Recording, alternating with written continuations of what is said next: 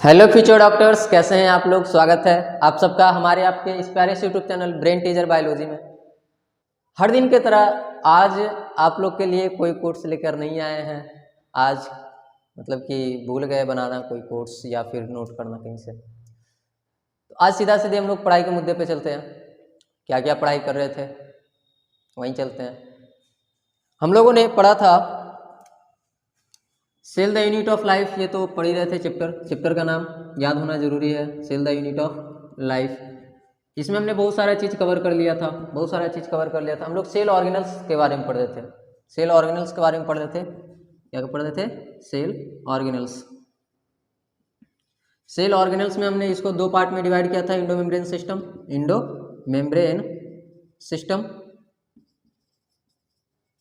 और एक था नॉन इंडो मेम्ब्रेन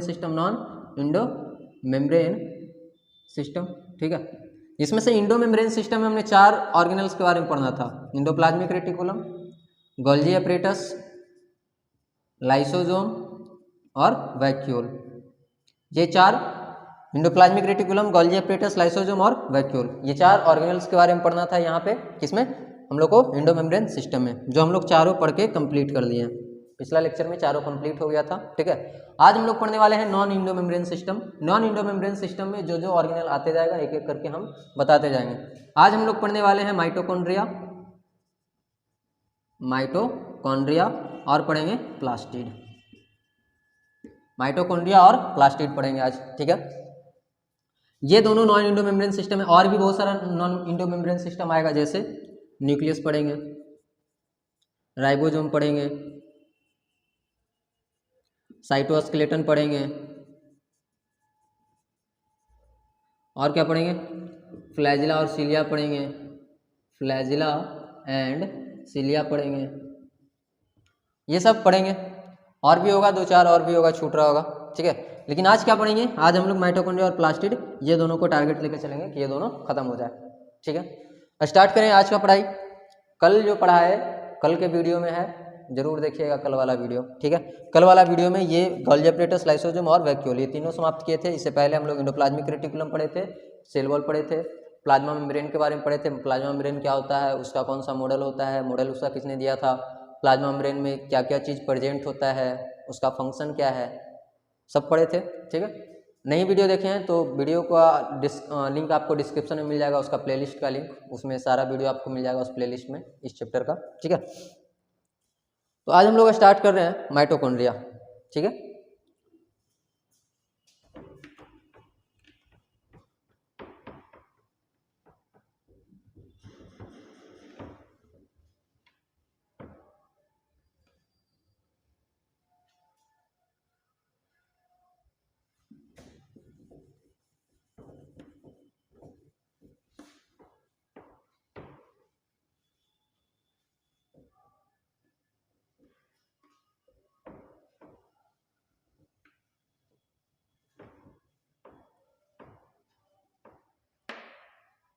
माइटोकॉन्ड्रिया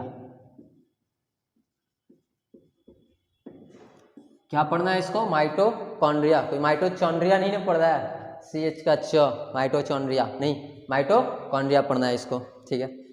ये माइटोकॉन्ड्रिया जो होता है, ये क्या है? सेल मेम्ब्रेन ऑर्गेनल है। सेल मेम्ब्रेन ऑर्गेनल, क्योंकि हम लोग यूकैरियोट्स पढ़ रहे हैं तो इसमें ज़्यादातर जो ऑर्गेनल्स है वो मेम्ब्रेन बाउंड ऑर्गेनल ही है। हम लोग यूकैरियोटिक सेल पढ़ रहे हैं तो इसमें क्या है, ज़्यादातर ऑर्गेनल्स जो है वो मेम्ब्रेन बाउंड ऑर्गेनल्स है। तो यहाँ पे माइटोकॉन्ड्रिया भी जो है ये मेम्ब्रेन बाउंड ऑर्गेनल है, और ये डबल मेम्ब्रेन बाउंड ऑर्गेनल होता है। डबल मेम्ब्रेन बाउंड ऑर्गेनल होता है।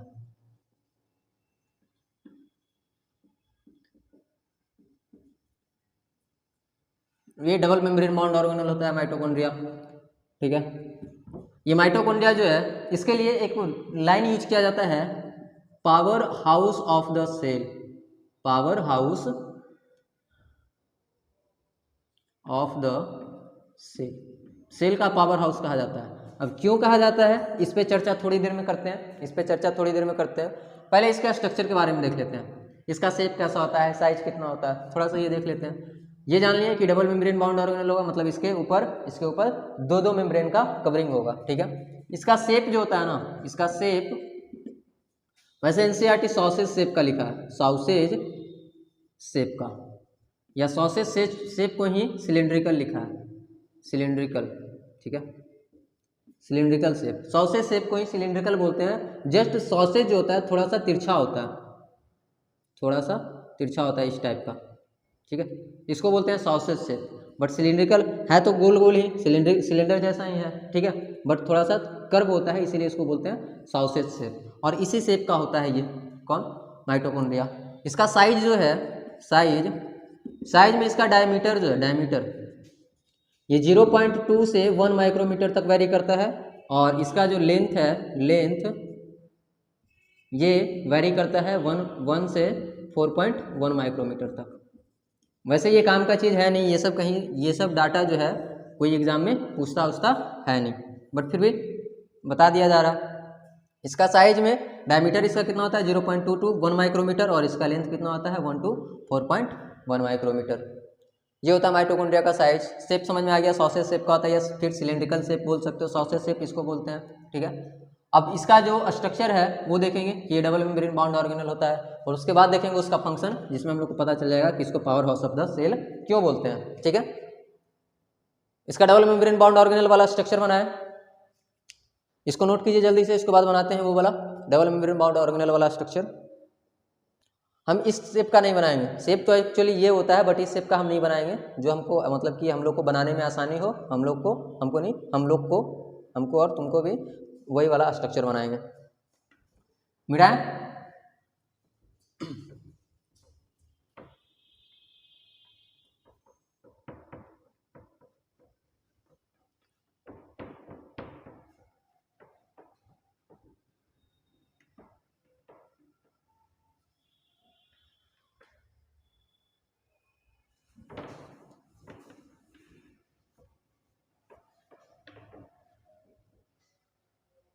देखो इसका शेप कुछ इस, स्ट्रक्चर कुछ इस टाइप से बनाएंगे।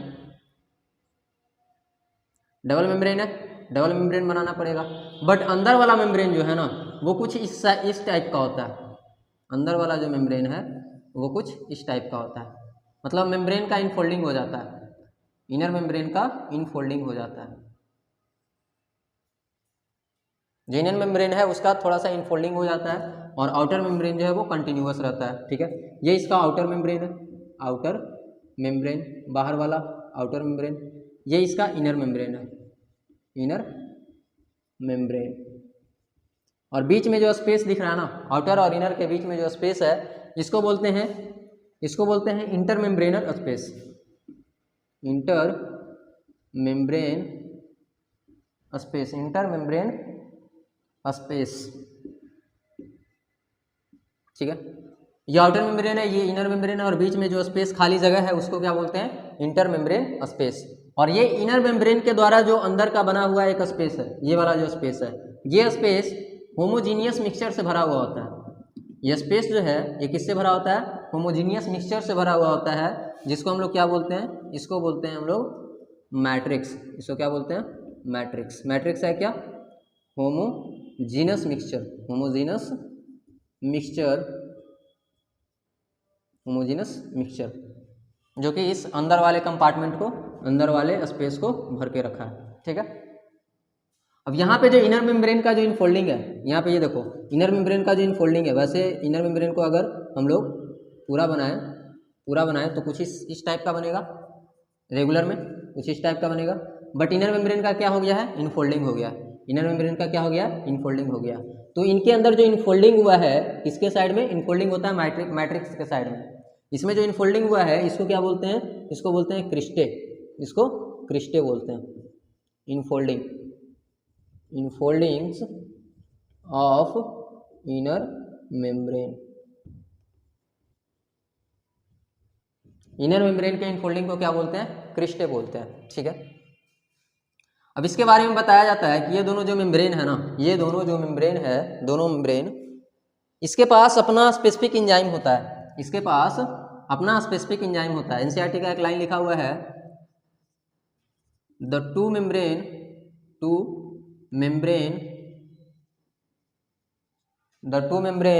have their own specific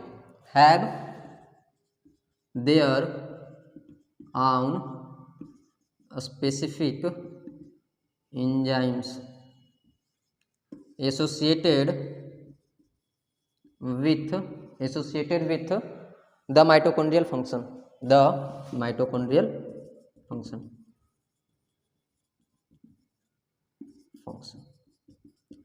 mitochondrial function को कंप्लीट करने के लिए, मतलब माइटोकॉन्ड्रिया के अंदर जितने भी फंक्शन होते हैं उस फंक्शन को कंप्लीट करने के लिए इस मेम्ब्रेन में, मतलब इस मेम्ब्रेन के ऊपर ही क्या होता है, बहुत सारे स्पेसिफिक एंजाइम होता है। और लगभग पूरे सेल का, मतलब ये पूरे सेल में होगा, अगर एक सेल बनाए तो एक सेल होगा, इस सेल के अंदर होगा ये माइटोकॉन्ड्रिया, इस सेल के अंदर होगा माइटोकॉन्ड्रिया, ठीक है।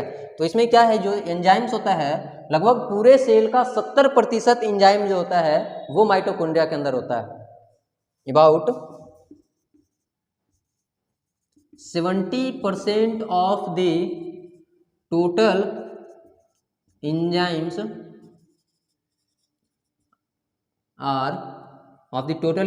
Of the cell are present in the mitochondria। पूरे सेल में जितना भी एंजाइम प्रेजेंट है, उसका 70% एंजाइम कहाँ होता है, माइटोकॉन्ड्रिया में होता है। और माइटोकॉन्ड्रिया के कहाँ पे, माइटोकॉन्ड्रिया के मेम्ब्रेन में, ठीक है। ये मेम्ब्रेन मतलब कि ज़्यादातर इनर मेम्ब्रेन के पास ही होता है, इनर मेम्ब्रेन से ही एसोसिएटेड होता है। ये काम क्या करता है, माइटोकॉन्ड्रिया के अंदर का जो फंक्शन है, माइटोकॉन्ड्रिया का फंक्शन क्या है वो देख लें। स्ट्रक्चर समझ में आ गया, पूरा स्ट्रक्चर समझ में आ गया है माइटोकॉन्ड्रिया का। अब फंक्शन क्या है वो देख लेते हैं।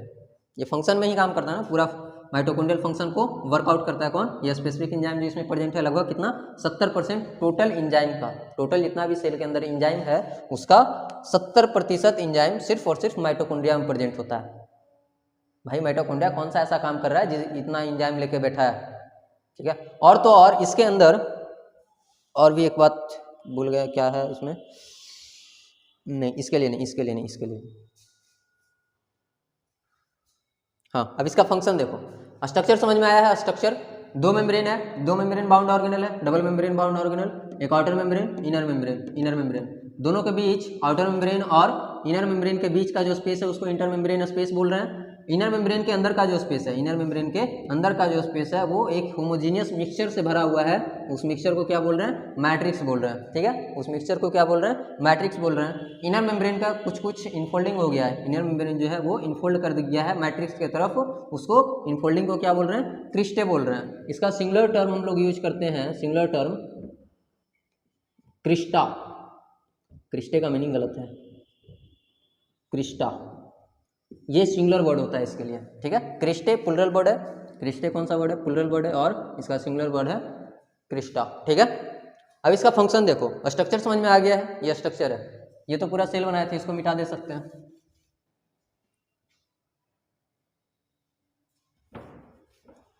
नोट करो, और इसके बाद इसका फंक्शन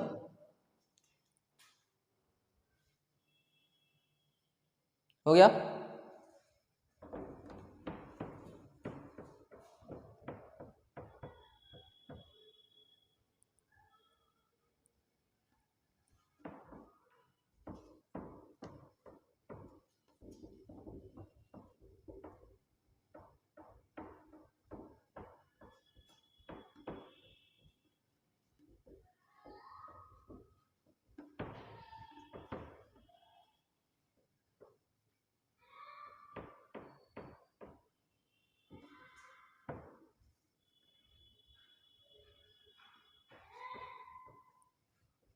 फंक्शन ऑफ माइटोकॉन्ड्रिया,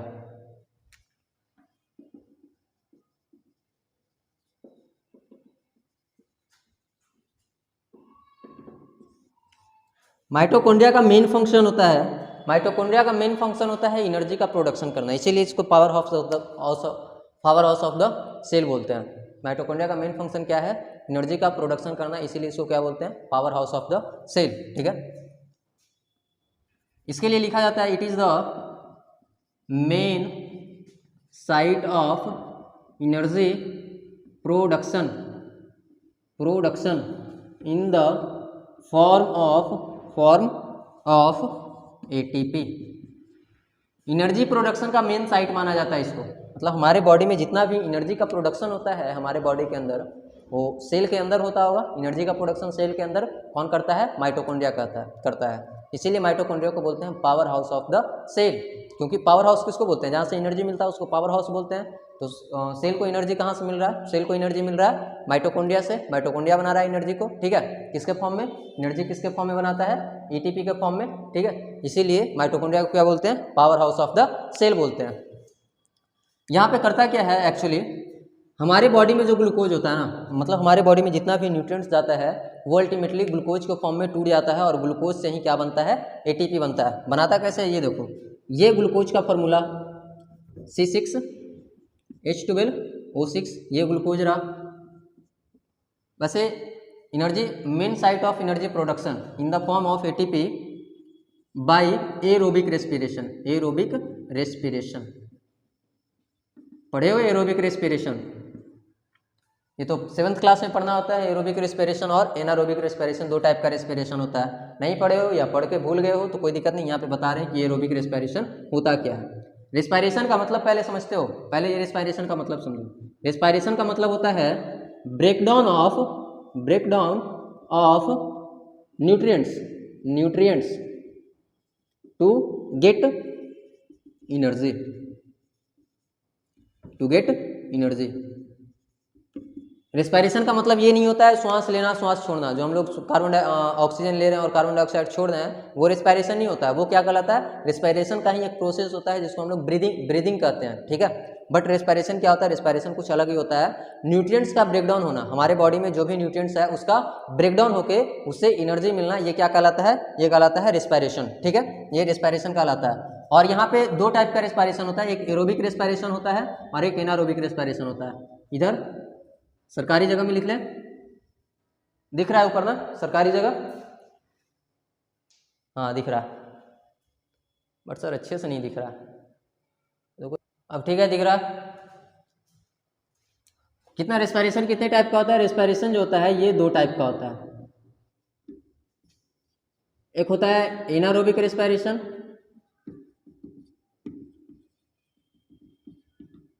और एक होता है एरोबिक रेस्पिरेशन, जिसका अभी नाम आया एरोबिक रेस्पिरेशन, ठीक है।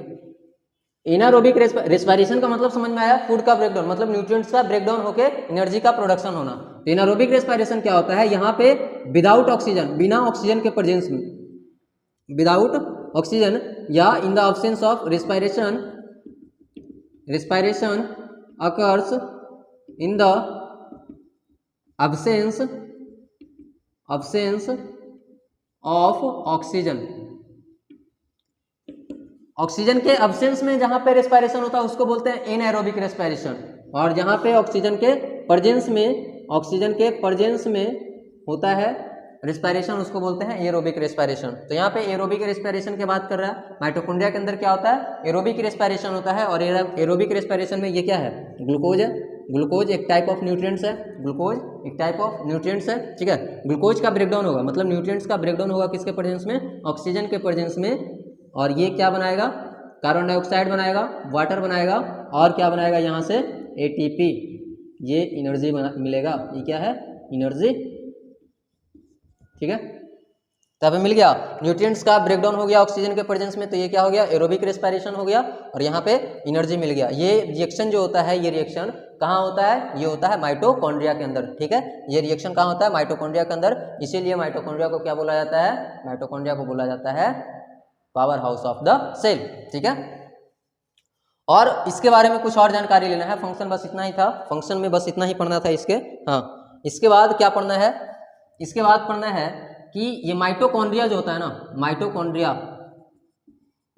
इसके पास प्रोकैरियोटिक कैरेक्टरिस्टिक होता है, कुछ हैव सम प्रोकैरियोटिक कैरेक्टरिस्टिक। वो प्रोकैरियोटिक कैरेक्टरिस्टिक होता क्या है? जैसे देखो, पहला कैरेक्टरिस्टिक ये होता है कि इसमें double stranded circular DNA present होता है, सर्कुलर डीएनए प्रेजेंट होता है। मतलब ही भाई साहब का अपना खुद का डीएनए है, इसका खुद का डीएनए। जैसे हम लोग प्रोकैरियोटिक सेल पढ़े थे तो उसमें पढ़े थे कि प्रोकैरियोटिक सेल का अपना सर्कुलर डबल स्टैंडर्ड डीएनए होता है, इसके बाद प्लाज्मिड होता है, प्लाज्मिड इसमें होता नहीं है, इसके पास जो राइबोसोम होता है वो 70S होता है, इसके पास जो राइबोसोम होता है वो कौन सा होता है 70S होता है। जस्ट एग्जैक्ट इसमें माइटोकॉन्ड्रिया के अंदर भी क्या होता है राइबोसोम होता है, राइबोसोम्स आर प्रेजेंट। और ये राइबोसोम कैसे होते हैं, ये राइबोसोम होते हैं 70S के राइबोसोम होते हैं, 70S राइबोसोम होते हैं, ठीक है, जो कि प्रोकैरियोटिक में पाया जाता है, लोअर राइबोसोम, ठीक है। और क्या बोल रहा है, और इसमें क्या प्रेजेंट होता है, और इसमें कुछ कुछ आरएनए भी प्रेजेंट होता है, कुछ आरएनए भी प्रेजेंट होता है, और कुछ कुछ इसमें प्रोटीन सिंथेसिस करने वाला कंपोनेंट भी प्रेजेंट होता है, component required for protein synthesis, protein synthesis करने वाला जो कंपोनेंट है वो भी प्रेजेंट होता है,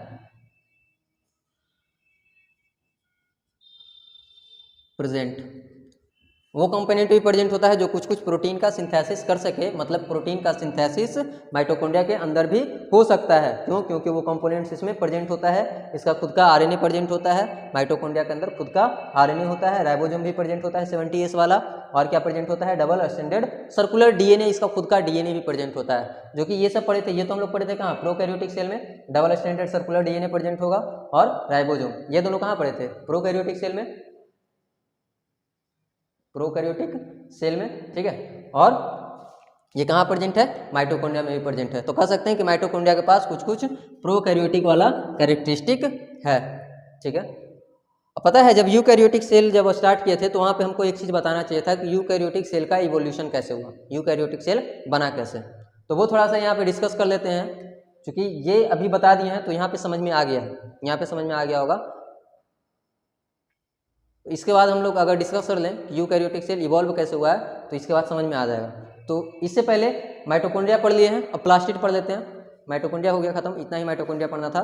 प्लास्टिड पढ़ लेते हैं, उसके बाद वो वाला डिस्कस करेंगे कि यूकैरियोटिक सेल का इवोल्यूशन हुआ कैसे, यूकैरियोटिक पहले प्रोकैरियोटिक सेल आया था, प्रोकैरियोटिक सेल से यूकैरियोटिक सेल कैसे बना वो पढ़ेंगे। इसके बाद जब प्लास्टिड पढ़ लेंगे तब, ठीक है, क्योंकि प्लास्टिड में भी कुछ कुछ प्रोकैरियोटिक कैरेक्टरिस्टिक पाया जाता है। माइटोकॉन्ड्रिया हो गया, इतना ही था माइटोकॉन्ड्रिया के अंदर। इसका फंक्शन, मेन फंक्शन क्या था, एटीपी का प्रोडक्शन करना, एनर्जी का प्रोडक्शन करना एरोबिक रेस्पिरेशन के थ्रू, ठीक है।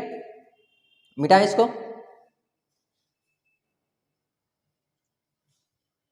देखो यहाँ पे एक चीज छूटा कि माइटोकॉन्ड्रिया जो है ना, इसका डिवीजन जो होता है वो भी प्रोकैरियोटिक सेल के तरह ही होता है। माइटोकॉन्ड्रिया का डिवीजन वो प्रोकैरियोटिक सेल के तरह ही होता है। जैसे ये माइटोकॉन्ड्रिया जो है ये डिवाइड कर जाता है बाइनरी फिजन के द्वारा। क्या है,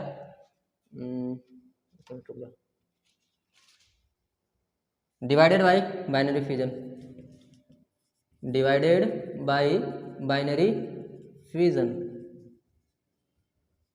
बाइनरी फिजन के द्वारा डिवाइड करता है। दिख रहा है नीचे ना, नहीं दिख रहा, डिवाइडेड नहीं दिख रहा,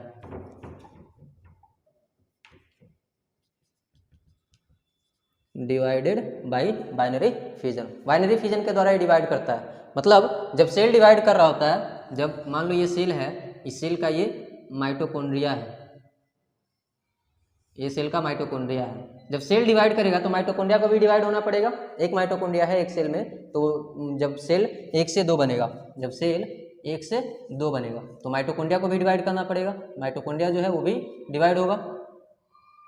तो माइटोकॉन्ड्रिया किस तरीका से डिवाइड होता है, बाइनरी फिजन के द्वारा डिवाइड होता है। मतलब कि सिंपली 2 भाग में, 2 हिस्सा में टूट जाता है, सिंपली 2 हिस्सा में बढ़ जाता है, ठीक है, माइटोकॉन्ड्रिया जब डिवाइड करता है। और ये बाइनरी फिजन जो है ये भी प्रोकैरियोटिक सेल का थोड़ा सा कैरेक्टरिस्टिक बनाता है। अब इसके बाद हम लोग को पढ़ना है प्लास्टिड। इसके बाद क्या पढ़ना है, प्लास्टिड।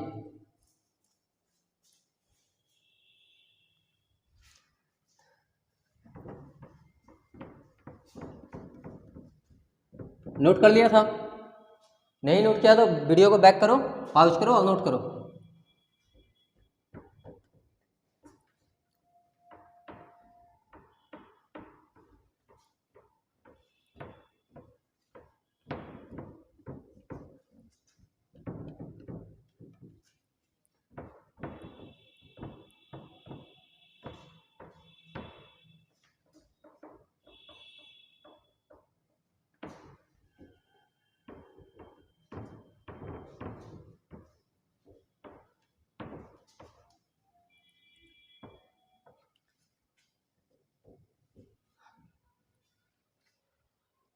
अब क्या पढ़ना है इसके बाद?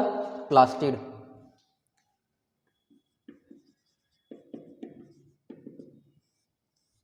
प्लास्टिड ये भी माइटोकॉन्ड्रिया के तरह ही है, माइटोकॉन्ड्रिया के तरह भी प्लास्टिड भी माइटोकॉन्ड्रिया के तरह ही है। ये माइटोकॉन्ड्रिया जैसे डबल मेम्ब्रेन बाउंड ऑर्गेनल था, ये भी डबल मेम्ब्रेन बाउंड ऑर्गेनल होता है, डबल मेम्ब्रेन बाउंड ऑर्गेनल।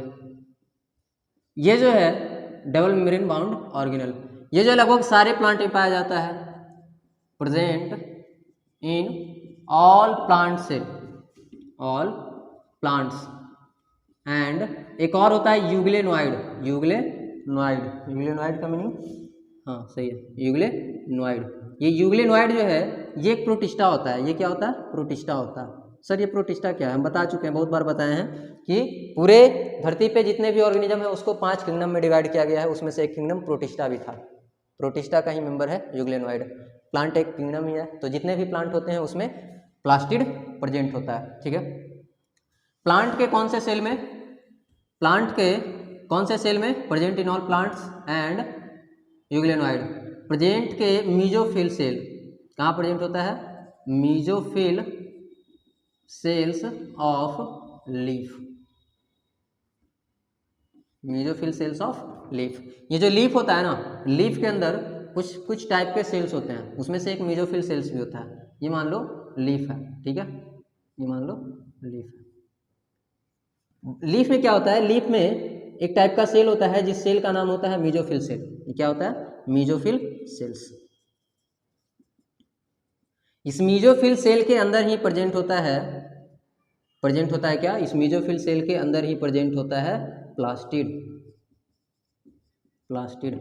और ज़्यादा सॉरी अभी ये प्लास्टिड के बारे में ही बताना था, रुक जा रे, प्लास्टिड का पहले टाइप पढ़ेंगे, रुक जा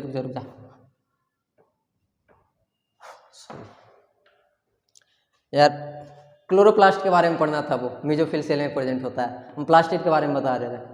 सबसे पहले प्लास्टिड का हम लोग को टाइप पढ़ना है। प्लास्टिड जो होता है ना वो 3 टाइप का होता है। वो किसके बेसिस पे डिवाइड किया गया? 3 टाइप। प्लास्टिड को 3 भाग में किसके बेसिस पे क्लासिफाई किया गया है?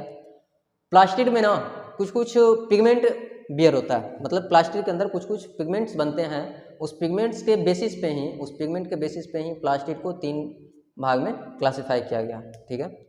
तो क्या लिखा है NCERT? They beer some pigments, they bear some specific pigments,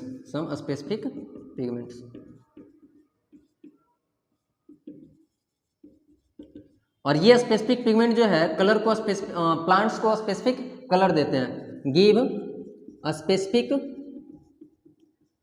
colour to the plant.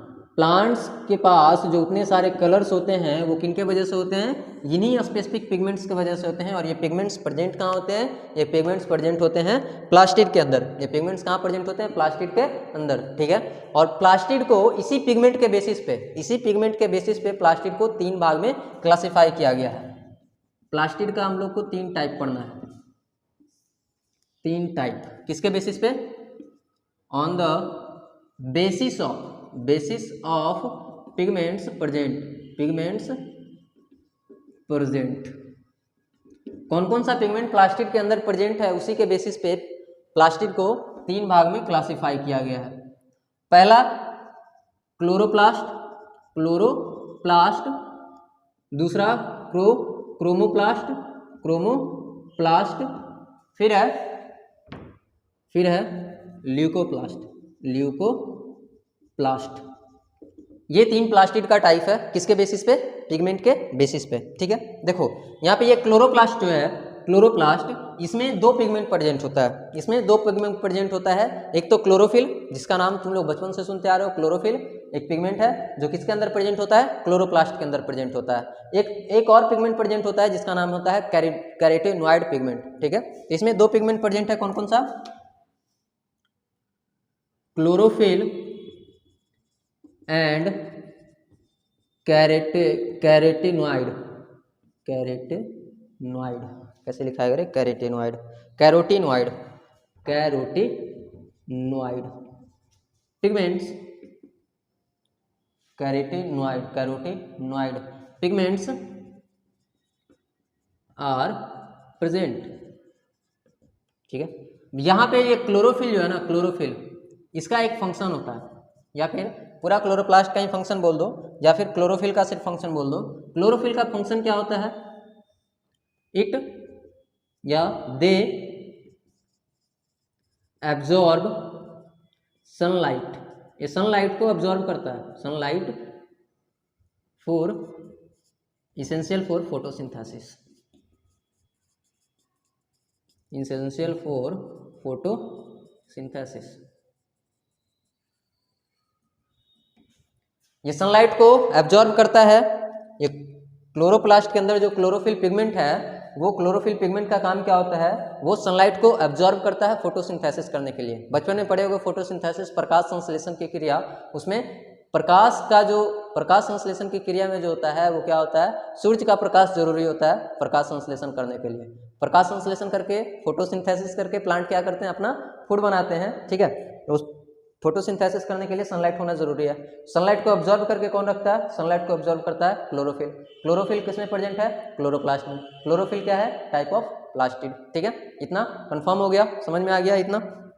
अब आगे आ जाओ क्रोमोप्लास्ट पे।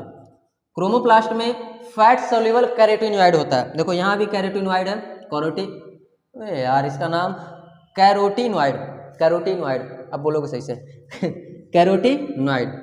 इसमें भी कैरोटीनॉइड ही प्रेजेंट होता है, बस इसमें जो कैरोटीनॉइड होता है वो फैट सोल्यूबल कैरोटीनॉइड होता है। Fat soluble carotenoid pigment are present. जैसे इसका एग्जांपल दिया फैट सोल्यूबल कैरोटीनॉइड पिगमेंट का, जैंथोफिल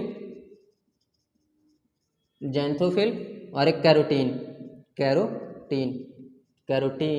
और भी बहुत सारा नाम नहीं दिया है बट लिख दिया है, and other pigments. Other pigment मतलब कैरोटीनॉइड, फैट सोल्यूबल कैरोटीनॉइड में भी और सारा पिगमेंट्स होगा जो प्रेजेंट होता है किसमें? क्रोमोप्लास्ट में। दो पिगमेंट का नाम दिया, जैंथोफिल और कैरोटीन। इसका काम क्या होता है? क्रोमोप्लास्ट का काम क्या होता है? इसका काम होता है कलर प्रोवाइड करना, प्रोवाइड कलर टू द, कौन सा कलर? प्रोवाइड ऑरेंज, येलो एंड या यहाँ पे और लिखा, और red colour to the plant, इसका काम क्या होता है? प्लांट को कलर प्रोवाइड करना। कौन कौन सा colour? Orange colour, yellow colour और रेड कलर। ऑरेंज, येलो या रेड कलर प्रोवाइड करना काम होता है प्लांट को। ठीक है, तो प्लांट के पास जो ऑरेंज, येलो और रेड कलर होता है वो किसके वजह से होता है? क्रोमोप्लास्ट की वजह से होता है। क्योंकि क्रोमोप्लास्ट में जैंथोफिल और कैरोटीन प्रेजेंट है, जिसका कलर कैसा होता है? ऑरेंज, येलो और रेड। ठीक है, और ये दोनों जो जैंथोफिल और कैरोटीन है, ये कैसा कैरोटीनॉइड्स का है? कौन से कैरोटीनॉइड का टाइप है ये दोनों? कौन सा कैरोटीनॉइड का एग्जाम्पल है? फैट सोल्यूबल कैरोटीनॉइड का एग्जाम्पल है। ठीक है, अब यहाँ पे ल्यूकोप्लास्ट है। ल्यूकोप्लास्ट में कोई भी पिगमेंट नहीं पाया जाता है। ये कैसा होता है? नो पिगमेंट प्रेजेंट,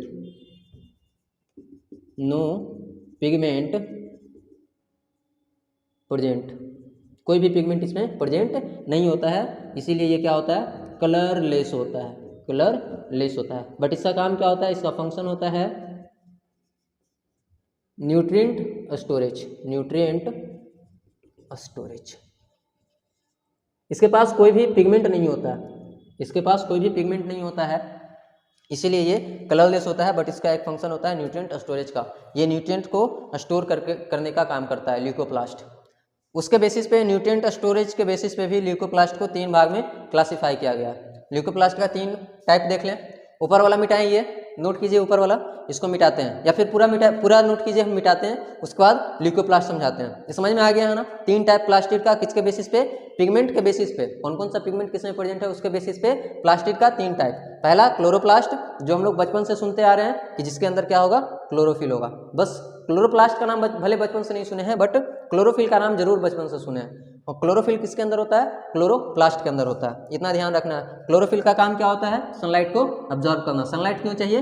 फोटोसिंथेसिस करने के लिए। क्रोमोप्लास्ट के अंदर कौन सा पिगमेंट होता है? फैट सोल्यूबल कैरोटीनॉइड पिगमेंट होता है। फैट सोल्यूबल कैरोटीनॉइड पिगमेंट कौन कौन है? ज़ैंथोफिल और कैरोटीन। मतलब ये एक ग्रुप है, कैरोटीनॉइड जो पिगमेंट है वो एक ग्रुप है पिगमेंट्स का, जिसके अंदर ज़ैंथोफिल और कैरोटीन आता है। इसका काम क्या होता है? प्लांट को ऑरेंज, येलो और रेड कलर प्रोवाइड करना, ठीक है। और उसके बाद ल्यूकोप्लास्ट जो है, ल्यूकोप्लास्ट इसके पास कोई पिगमेंट ही नहीं होता है। ल्यूकोप्लास्ट के पास कोई पिगमेंट ही नहीं होता है, ये कलरलेस होता है और इसका काम क्या होता है? न्यूट्रिएंट को स्टोर करना, न्यूट्रिएंट को स्टोर करना। बस उसके बारे में देख लेते हैं। न्यूट्रिएंट स्टोरेज के बेसिस पे ल्यूकोप्लास्ट को भी 3 भाग में क्लासीफाई किया गया है। मिटाएं इसको।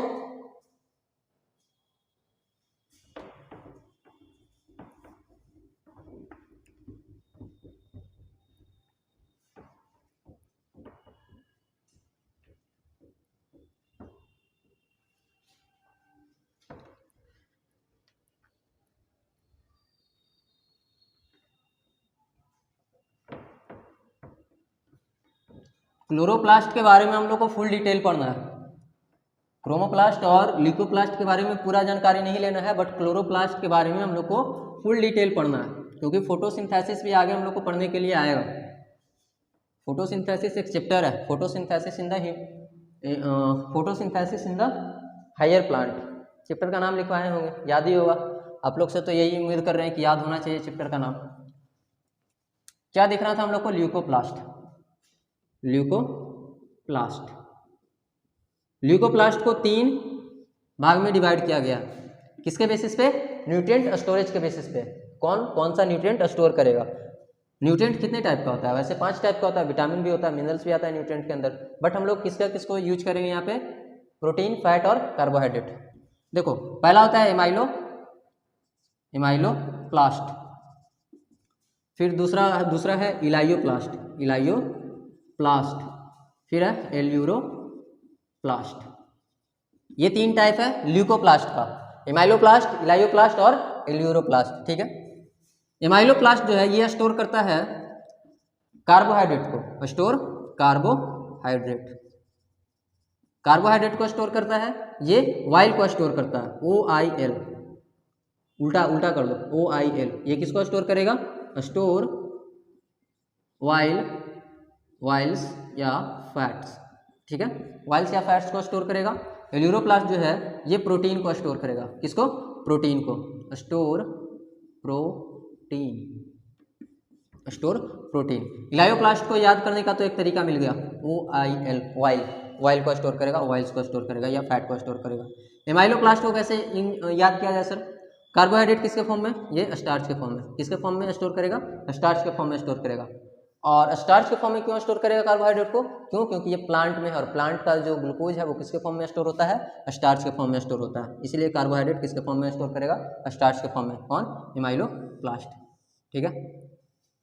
तो इसको याद कैसे करना है? इसको याद अगर डाइजेस्टिव सिस्टम पढ़ लिए होते, digestion and absorption, human physiology का फर्स्ट चैप्टर जो है, उसको अगर पढ़ लिए होते तो फटाक से याद हो जाता, लेकिन नहीं भी पढ़े फिर भी याद करने का कोशिश करेंगे, दोनों चीज़ याद हो जाएगा।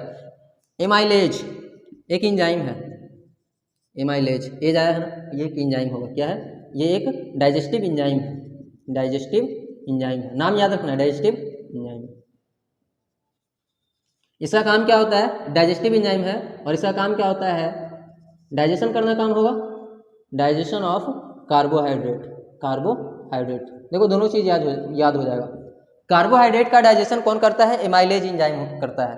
तो एमाइलोप्लास्ट जो होगा, एमाइल यहाँ भी वर्ड है, एमाइल यहाँ भी वर्ड है, तो एमाइलेज इंजाइम जो है ये एक तो कार्बोहाइड्रेट को डाइजेस्ट करता है, ये एक इंजाइम है।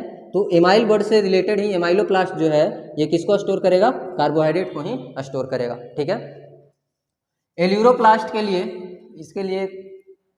इसके लिए भी है कुछ, बट इसके लिए प्लांट फिजियोलॉजी में जाना पड़ेगा। तो अभी 2 याद हो गया तो तीसरा ऑटोमेटिक याद होना चाहिए, 2 याद हो गया तो तीसरा ऑटोमेटिक याद होना चाहिए, इसमें कोई कंफ्यूजन नहीं रहना चाहिए, ठीक है। अब ये हो गया तुम्हारा ल्यूकोप्लास्ट खत्म। ल्यूकोप्लास्ट का काम इतना ही था। ल्यूकोप्लास्ट को 3 भाग में डिवाइड किया गया है, एमाइलोप्लास्ट, इलायोप्लास्ट और एल्यूरोप्लास्ट। एमाइलोप्लास्ट में कार्बोहाइड्रेट स्टोर होगा, इलायोप्लास्ट में वाइल्स स्टोर होगा, वाइल्स और फैट स्टोर होगा, एल्यूरोप्लास्ट में प्रोटीन स्टोर होगा, ठीक है। अब इसके बाद आ जाते हैं इसके स्ट्रक्चर पे। किसके बारे में हम लोग पढ़ेंगे अब? क्लोरोप्लास्ट के बारे में। 3 चीज़ है, प्लास्टिड का 3 टाइप पढ़े हैं, क्लोरोप्लास्ट, क्रोमोप्लास्ट और ल्यूकोप्लास्ट, जिसमें से हम लोग को डिटेल में पढ़ना है किसके बारे में? सिर्फ और सिर्फ क्लोरोप्लास्ट के बारे में डिटेल पढ़ना है, इन डिटेल। ठीक है, इसको मिटाएं, नोट करिए, इसको कहीं सरकारी जगह में नोट कीजिएगा, इसको कहीं सरकारी जगह में नोट कीजिएगा। ठीक है, सरकारी जगह आप लोग को पता होगा, कॉपी का जो ऊपर वाला मार्जिन होता है, कॉपी का लाइन यहाँ से स्टार्ट होता है, ऊपर का जो मार्जिन होता है उसको सरकारी जगह हम लोग कहते हैं, वहाँ पे नोट कर दीजिएगा, हाईलाइटेड रहेगा। ठीक है,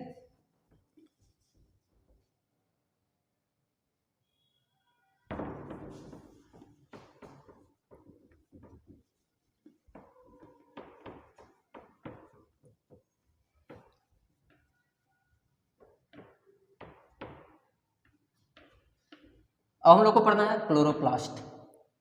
क्लोरोप्लास्ट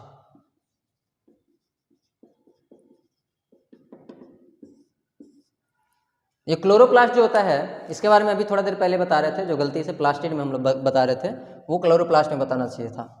इसमें ज़्यादातर जो क्लोरोप्लास्ट होता है वो कहाँ होता है? प्लांट के लीफ में प्रेजेंट होता है। लीफ के कौन से सेल में? मीजोफिल सेल्स में प्रेजेंट होता है। ज़्यादातर क्लोरोप्लास्ट कहाँ प्रेजेंट होता है? मीजोफिल सेल में। Majority of chloroplast are found in mesophyll cells of leaves. ये मेसोफिल सेल्स कहाँ होता है? लीफ के कौन से पोर्शन में होता है? लीफ के पूरे पोर्शन में मेसोफिल सेल्स फैले होते हैं, और इसके बारे में पढ़ेंगे। मेसोफिल सेल्स के बारे में, ये होता क्या है, कैसा होता है, कैसा दिखता है, इसके बारे में पढ़ेंगे हम लोग anatomy of the flowering plant में। एनाटॉमी ऑफ फ्लावरिंग प्लांट पढ़ेंगे तो उसमें पढ़ेंगे मेसोफिल सेल्स के बारे में। ठीक है, अभी बस याद रखो कि मेसोफिल सेल्स होता कहाँ? लीफ्स में होता है, और उस मेसोफिल के सेल के अंदर क्या भरा होता है? क्लोरोप्लास्ट होता है। उस मेसोफिल सेल्स के अंदर क्लोरोप्लास्ट प्रेजेंट होते हैं। ठीक है, अब क्लोरोप्लास्ट के अंदर क्या क्या है ये तो पता ही है। क्लोरोप्लास्ट के अंदर मेनली क्या? क्लोरोफिल, बाकी का कैरोटीनॉइड जो है उसको छोड़ के चल रहे हैं। मेनली क्या, किसके बारे में जानना है हम लोग को? क्लोरोफिल के बारे में जानना है क्लोरोप्लास्ट के अंदर। ठीक है, अब क्लोरोप्लास्ट का पूरा एक स्ट्रक्चर बनाते हैं, या पहले इसके मतलब कि शेप के बारे में जान लेते हैं, साइज के बारे में जान लेते हैं। इसका जो शेप है, एनसीईआरटी में इसका बहुत सारा शेप दिया है। लेंस शेप का होता है, ये लेंस के जैसे शेप का भी हो सकता है, लेंस शेप्ड। और क्या, स्फेरिकल भी हो सकता है, स्फेरिकल शेप का भी हो सकता है। और क्या, स्फेरिकल शेप का हो सकता है, डिस्क्वाइड शेप का हो सकता है, डिस्क्वाइड शेप का भी हो सकता है। डिस्क्वाइड शेप मतलब डिस्क शेप का जैसा। डिस्क मतलब वो जो सीडी होता है ना, सीडी तुम लोग तो देखे नहीं हो, कैसेट जिसको बोलते हैं, जो घूमता है, सीडी पे धरते हैं हम लोग, डीवीडी में डाल के चलाते हैं। अब तो डिस्क लग गया, नेट आ गया, तो वो डीवीडी का कुछ वैल्यू ही नहीं रहा। वो जो कैसेट आता है ना, कैसेट, उसी के शेप को बोलते हैं डिस्क्वाइड शेप। ठीक है, तो डिस्क्वाइड शेप का भी होता है, और एक शेप और बताया है, रिबन शेप का भी होता है, रिबन लाइक। ठीक है, इतना सारा शेप दिया, मतलब इसका शेप जो है वो वैरी करता है। इसका शेप, क्लोरोप्लास्ट का शेप वैरी करता है। लेंस शेप भी हो सकता है, स्फेरिकल भी हो सकता है, डिस्क्वाइड शेप भी हो सकता है, और रिबन लाइक भी हो सकता है, रिबन लाइक शेप का भी हो सकता है। इसका साइज कितना बताया है? साइज भी इसका वैरी करता है। साइज में इसका जो लेंथ है, लेंथ इसका वैरी करता है, कितना से कितना? 5 से 10 माइक्रोमीटर, 5 से 10 माइक्रोमीटर तक इसका लेंथ 5 से 10 माइक्रोमीटर तक वैरी करता है। और इसका जो विड्थ है, ये 2 से 4 माइक्रोमीटर तक वैरी करता है। लेंथ इसका 5 से 10 माइक्रोमीटर वैरी करता है, और विड्थ इसका 2 से 4 माइक्रोमीटर वैरी करता है। इसका जो नंबर है, मतलब कितना प्रेजेंट होगा, नंबर, क्लोरोप्लास्ट एक सेल में कितना प्रेजेंट होगा, तो ये क्लेमाइडोमोनास जो होता है, यूनिसेलुलर क्लेमाइडोमोनास, यूनिसेलुलर एल्गी, इसका एक एग्जाम्पल देके रखा है। यूनिसेलुलर एल्गी का एक एग्जाम्पल देके रखा है एनसीईआरटी में, क्लेमाइडोमोनास। क्ले का मीनिंग बाई छूटा, क्लेमाइडोमोनास। इसमें एक क्लोरोप्लास्ट होता है, कितना? एक क्लोरोप्लास्ट। और अदर प्लांट्स में हायर प्लांट या अदर प्लांट कह लो, मल्टी सेलुलर प्लांट, ऐसा कुछ लिखा नहीं मल्टी सेलुलर प्लांट्स, या फिर यूनिसेलुलर में भी हो सकता है प्लांट्स में, जिसका वैरी करता है 20 से 40 क्लोरोप्लास्ट, 20 से 40 क्लोरोप्लास्ट तक ये वैरी करता है। वैसे एक एग्जांपल दिया है क्लेमाइडोमोनास का, इसमें एक ही क्लोरोप्लास्ट होता है, बाकी ये वैरी कर सकता है 20 से 40 क्लोरोप्लास्ट तक। ये तो कभी कभी 100 नंबर भी हो सकता है, मतलब कि 100 तक भी पहुंच सकता है। 100 क्लोरोप्लास्ट प्रेजेंट होते हैं कहाँ पे, 100 क्लोरोप्लास्ट प्रेजेंट होते हैं कभी कभी वीट के केस में। वीट के केस में क्लोरोप्लास्ट, वीट के लीफ के जो मेजोफिल सेल्स होता है उसमें लगभग 100 क्लोरोप्लास्ट प्रेजेंट होते हैं। उतना जानना नहीं हम लोग को, जो एनसीईआरटी में दिया है, एनसीईआरटी का डाटा देख रहे हैं सिर्फ। क्लेमाइडोमोनास में एक ही क्लोरोप्लास्ट होता है, बाकी के अदर प्लांट में 20 से 40 क्लोरोप्लास्ट तक वैरी कर सकता है। ठीक है, अब इसके शेप के बारे में जानेंगे। क्लोरोप्लास्ट, सॉरी शेप नहीं, इसका स्ट्रक्चर देखेंगे, क्लोरोप्लास्ट का स्ट्रक्चर। नोट कीजिए इसको जल्दी से, स्ट्रक्चर देख लेते हैं हम लोग।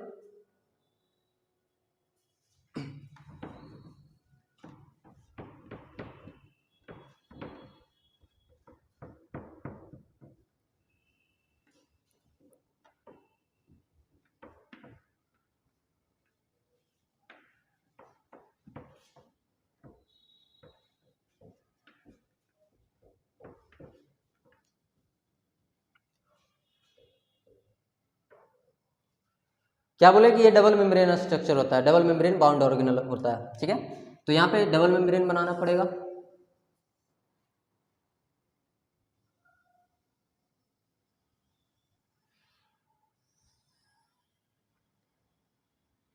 दिख रहा है,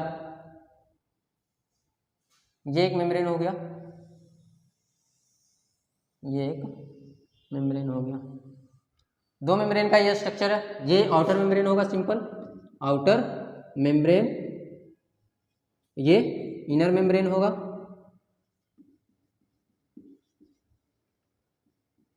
इसके अंदर का जो स्पेस है, इनर मेम्ब्रेन के अंदर का जो ये स्पेस बच रहा है, इस स्पेस को स्ट्रोमा बोलते हैं। इस स्पेस को क्या बोलते हैं, स्ट्रोमा। ठीक है, इस स्पेस को स्ट्रोमा बोलते हैं। इसके अंदर भी बहुत सारा स्ट्रक्चर प्रेजेंट होता है। यह स्ट्रोमा जो है, इसके अंदर बहुत सारा स्ट्रक्चर प्रेजेंट होता है इस टाइप का।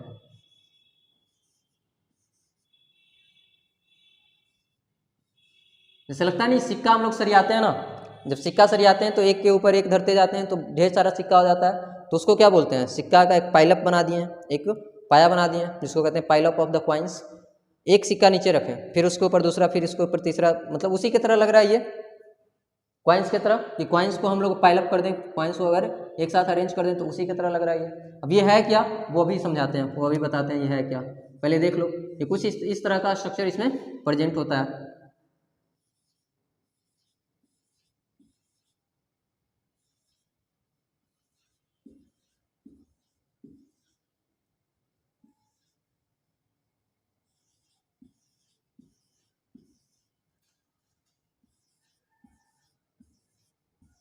कुछ इस तरह का स्ट्रक्चर प्रेजेंट होता है, और इन दोनों स्ट्रक्चर को जोड़ने वाला, इन दोनों स्ट्रक्चर को जोड़ने वाला एक इस तरीके का एक और स्ट्रक्चर प्रेजेंट होता है।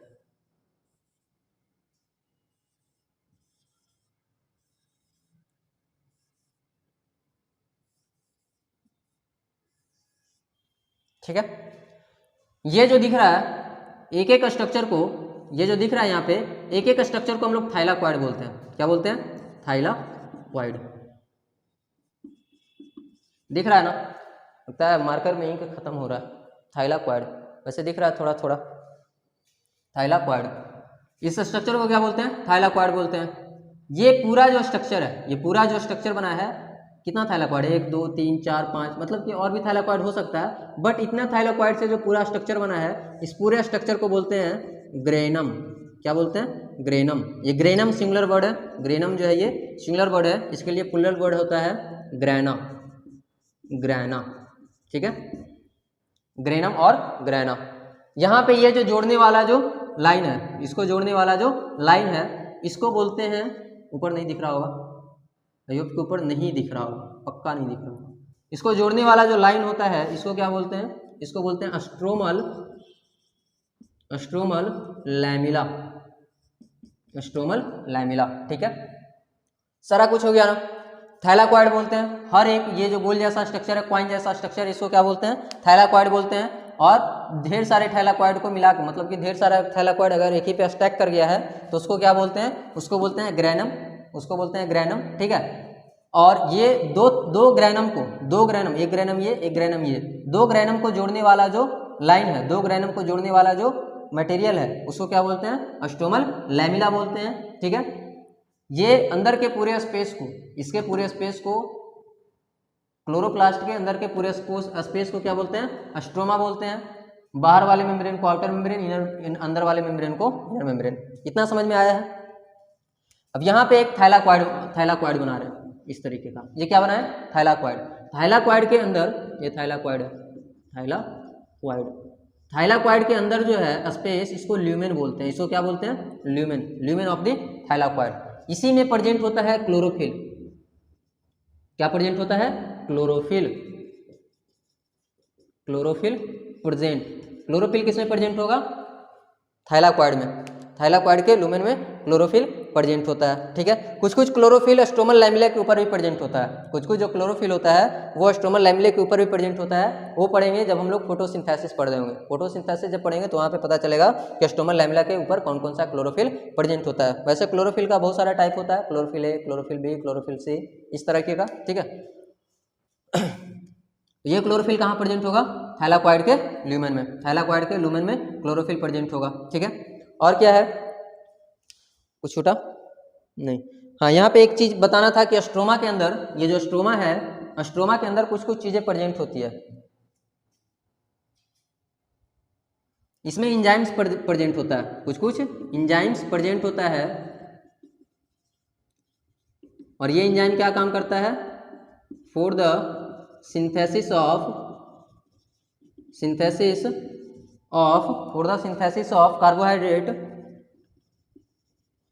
Carbohydrates and proteins. कार्बोहाइड्रेट और प्रोटीन्स बनाने के लिए, कार्बोहाइड्रेट और प्रोटीन बनाने के लिए कुछ कुछ इंजाइम्स प्रेजेंट होता है स्ट्रोमा के अंदर, ठीक है। वहां भी कुछ इंजाइम प्रेजेंट था ना, वहां भी प्रोटीन बनाने के लिए कुछ इंजाइम प्रेजेंट था। यहाँ भी किसमें? माइटोकॉन्ड्रिया में प्रोटीन बनाने के लिए कुछ इंजाइम प्रेजेंट था। यहाँ भी कुछ कुछ इंजाइम प्रेजेंट होता है कार्बोहाइड्रेट और प्रोटीन्स को बनाने के लिए, ठीक है। और क्या है? ये पूरा स्ट्रक्चर बता दिए। ये स्ट्रक्चर क्लोरोप्लास्ट का पूरा हो गया। क्लोरोप्लास्ट में इतना ही पढ़ना है, क्लोरोप्लास्ट में इतना ही पढ़ना है। क्लोरोप्लास्ट का दो मेम्ब्रेन होता है, outer membrane, inner membrane. Inner membrane के अंदर का जो पूरा स्पेस होता है उसको स्ट्रोमा बोलते हैं। इस स्ट्रोमा के अंदर और भी स्ट्रक्चर्स प्रेजेंट होते हैं, और भी स्ट्रक्चर्स प्रेजेंट होते हैं जिनको वो मतलब कि पाइलअप, क्वाइन के जैसे पाइलअप होते हैं, क्वाइन के जैसे पाइलअप होते हैं, ठीक है। उस पाइलअप में हर एक क्वाइन के जैसा दिखने वाला स्ट्रक्चर क्या कहलाता है? थैलाकॉइड कहलाता है। और बहुत सारे थैलाकॉइड के मिला हुआ एक जो पाइलअप है, एक जो बोलो क्या, पाया बोलो या पाइलअप बोलो, कुछ भी बोलो, उसको क्या बोलते हैं? ग्रेनम बोलते हैं। दो ग्रेनम को जोड़ने वाले जो लाइन होते हैं, स्ट्रक्चर होते हैं, उनको क्या बोलते हैं? स्ट्रोमल लैमेला बोलते हैं। ये ग्रेनम, एक ये ग्रेनम, दोनों ग्रेनम को जोड़ने वाला स्ट्रक्चर को क्या बोलते हैं? स्ट्रोमल लैमेला बोलते हैं, ठीक है। थैलाकॉइड के अंदर का जो स्पेस है, थैलाकॉइड के अंदर का जो स्पेस है, ये थैलाकॉइड के अंदर का स्पेस है, इसको क्या बोल देंगे? ल्यूमेन बोल देंगे, ठीक है। यहाँ पे वही दिखाया गया, ये थैलाकॉइड है, थैलाकॉइड के अंदर के स्पेस को ल्यूमेन बोल रहे हैं। ल्यूमेन में क्या प्रेजेंट होता है? क्लोरोफिल ल्यूमेन के अंदर ही प्रेजेंट होता है। कुछ कुछ स्ट्रोमा के अंदर भी कुछ एंजाइम्स प्रेजेंट होते हैं जो कि कार्बोहाइड्रेट और प्रोटीन्स के सिंथेसिस में काम आते हैं, ठीक है। स्ट्रोमा के अंदर वो एंजाइम्स प्रेजेंट होते हैं। और तो और इस अब क्लोरोप्लास्ट के बारे में नहीं, अब आते हैं प्लास्टिड। प्लास्टिड के पास ना कुछ कुछ प्रोकैरियोटिक कैरेक्टरिस्टिक होता है, प्रोकैरियोटिक सेल वाला कैरेक्टरिस्टिक होता है। जैसे माइटोकॉन्ड्रिया में प्रोकैरियोटिक सेल वाला कैरेक्टरिस्टिक था, उसी प्रकार से प्लास्टिड के अंदर भी प्रोकैरियोटिक सेल का कुछ कुछ कैरेक्टरिस्टिक होता है। वो भी लिख लें, नीचे कहीं लिख लेते हैं। Plastid also have prokaryotic characteristic like mitochondria के जैसा ही। तो माइटोकॉन्ड्रिया में जो जो चीज़ था वो ऐड कर लेना, सिर्फ बाइनरी फ्यूजन को छोड़ के। माइटोकॉन्ड्रिया में जितना भी चीज़ लिखे थे, double standard circular DNA, RNA, 70S ribosome, वो तीनों चीज़ इसमें प्रेजेंट होगा, ठीक है। वो भी लिख दे कहीं पे, क्या, चलो यहीं पे लिख देते हैं क्या क्या प्रेजेंट होगा। डबल स्टैंडर्ड, डीएस लिखें डबल स्टैंडर्ड को, double standard circular DNA, double standard circular DNA. और क्या प्रेजेंट होगा, आरएनए इसका खुद का होगा थोड़ा थोड़ा, और इसके पास 70S राइबोसोम होगा, 70S राइबोसोम होगा, जो किसमें पाया जाता है, जो पाया जाता है प्रोकैरियोटिक सेल में। अब यहाँ पे हम लोग बोले थे कि स्टार्ट करेंगे क्या, स्टार्ट करेंगे कि प्रोकैरियोटिक से यूकैरियोटिक इवॉल्व कैसे हुआ, वो पढ़ लेंगे हम लोग नेक्स्ट क्लास में, वो पढ़ लेंगे नेक्स्ट क्लास में।